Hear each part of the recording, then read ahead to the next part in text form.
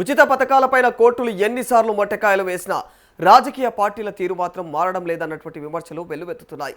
పేదలకు అండగా నిలవాలనేటువంటి ఉద్దేశంతో తీసుకొచ్చే సంక్షేమ పథకాలు మంచివే, కానీ ఆ పథకాలు నిజమైనటువంటి అర్హులకు చేరినప్పుడే వాటి లక్ష్యం నెరవేరుతుంది.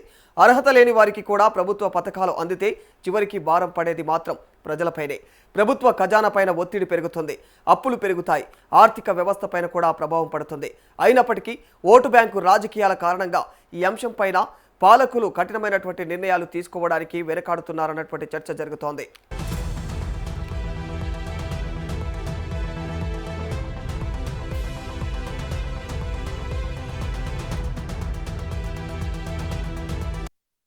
తెలంగాణలో కుటుంబాల సంఖ్యకు దగ్గరగా రేషన్ కార్డులు ఉండటం పైన ఇప్పుడు ప్రధానంగా అయితే ప్రశ్నలు తలెత్తుతా ఉన్నాయి.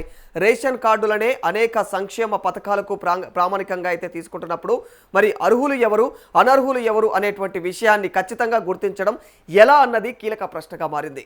పేద కుటుంబాలకు ఉచిత బియ్యం, సంక్షేమ పథకాలు, ఆర్థిక సహాయం అవసరమే, కానీ ఆ సౌకర్యాలు నిజంగానే అవసరం లేనటువంటి కుటుంబాలకు కూడా చేరితే ప్రభుత్వ నిధులు లక్ష్యాన్ని చేరకుండా పక్కదారి పడే అవకాశం అయితే ఉంటుంది.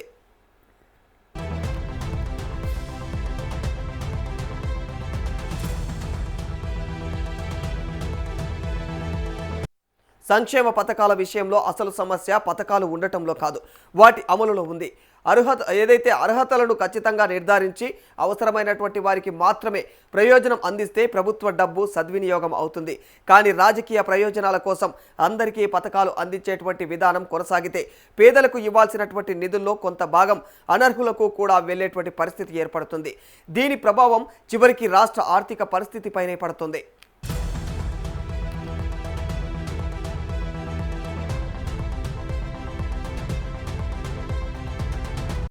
తెలంగాణలో రైతు భరోసా నుంచి రుణమాఫీ వరకు, కళ్యాణ లక్ష్మి, షాదీ ముబారక్ వంటి పథకాల వరకు కూడా సంక్షేమం చుట్టూ రాజకీయాలు నడుస్తున్నాయన్నటువంటి విమర్శలు ఉన్నాయి. రైతులకు పెట్టుబడి సహాయం అందించడం, అవసరమైనటువంటి కుటుంబాలకు పెళ్లి, ఆర్థిక సహాయం అందించడం వంటి పథకాల లక్ష్యం మంచిదే, కానీ లబ్ధిదారుల ఎంపికలో పారదర్శకత లేకపోతే పథకం ఉద్దేశమే దెబ్బతింటుంది.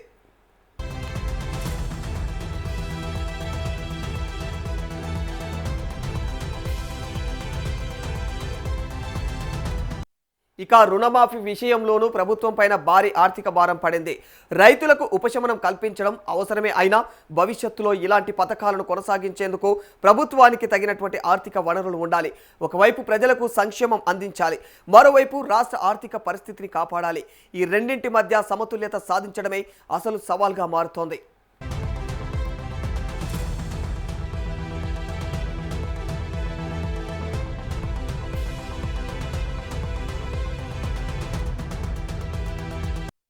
అయితే పాలకులకు కూడా ఒక రాజకీయ భయం ఉంటుంది.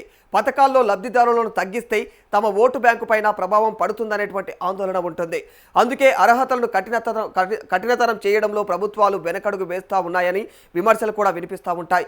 ఎన్నికల సమయంలో పథకాలు ప్రకటించడం, అధికారంలోకి వచ్చిన తర్వాత వాటి అమలుకు నిధులు సమకూర్చడం, ఆర్థిక ఇబ్బందులు ఎదురైతే గత ప్రభుత్వాలపైన నిందలు వేయడం, ఇదే రాజకీయ చక్రం కొనసాగుతోందన్నటువంటి అభిప్రాయాలు వ్యక్తమవుతున్నాయి.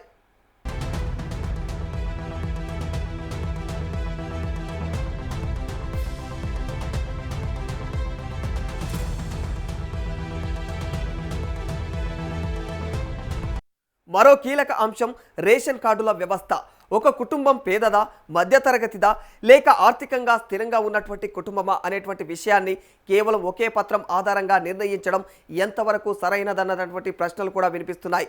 ఆదాయం, ఆస్తులు, భూములు, ఉద్యోగం, కుటుంబ ఆర్థిక పరిస్థితి వంటి అంశాలను కూడా పరిగణలోకి తీసుకొని లబ్ధిదారులను గుర్తించాల్సినటువంటి అవసరం ఉన్నదన్నటువంటి వాదన కూడా వినిపిస్తోంది.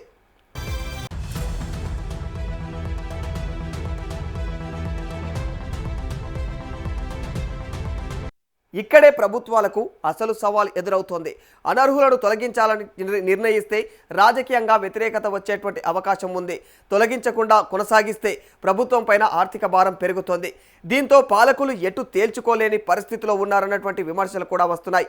కానీ ప్రజాధనం విషయంలో మాత్రం ప్రభుత్వాలు మరింత బాధ్యతగా వ్యవహరించాల్సినటువంటి అవసరమైతే ఖచ్చితంగా ఉంది.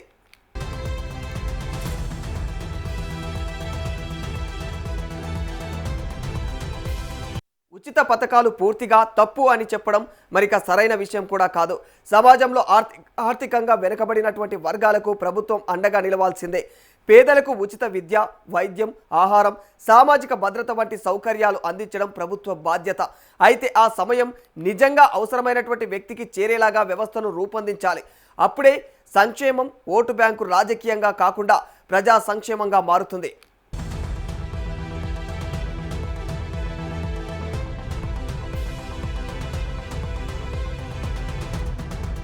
మరోవైపు రాష్ట్రాలు ఇప్పటికే అప్పుల భారాన్ని ఎదుర్కొంటున్నటువంటి సమయంలో కొత్త ఉచిత పథకాలు ప్రకటించడం ఎంతవరకు సాధ్యం? పథకాల కోసం అప్పులు చేస్తే ఆ అప్పును భవిష్యత్తు తరాలు చెల్లించాల్సి ఉంటుంది.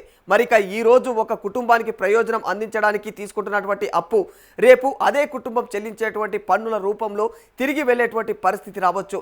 అందుకే సంక్షేమంతో పాటు ఆర్థిక క్రమశిక్షణ కూడా అవసరమన్న అభిప్రాయాలు వ్యక్తమవుతున్నాయి.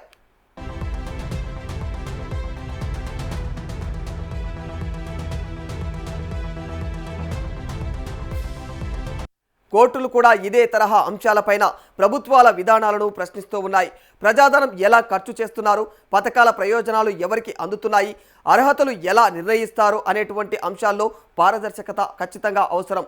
ప్రభుత్వాలు పథకాలను ప్రకటించడం మాత్రమే కాకుండా వాటి ఫలితాలు, ఖర్చులు, లబ్ధిదారుల వివరాలను కూడా ప్రజల ముందు ఉంచాల్సినటువంటి అవసరం ఉంటుంది.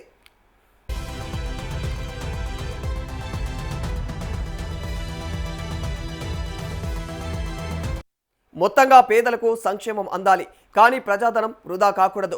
ఉచిత పథకాలు రాజకీయ ప్రయోజనాల కోసం కాకుండా నిజమైనటువంటి అవసరాల ఆధారంగానే అమలు కావాలి. అర్హులైనటువంటి ప్రతి ఒక్కరికి ప్రయోజనం చేరాలి. అనర్హులు వ్యవస్థలోకి చొరబడకుండా కట్టుదిట్టమైనటువంటి విధానం ఉండాలి. లేదంటే ఒకవైపు ఉచిత పథకాలు కొనసాగుతూనే ఉంటాయి, మరోవైపు ప్రభుత్వ అప్పులు పెరుగుతూనే ఉంటాయి. పాలకులు మారుతారు, పథకాల పేర్లు మారుతాయి, కానీ ప్రజలపైన ఆర్థిక భారం మాత్రం అలాగే మిగిలిపోతుందన్న చర్చ కొనసాగుతూనే ఉంటుంది.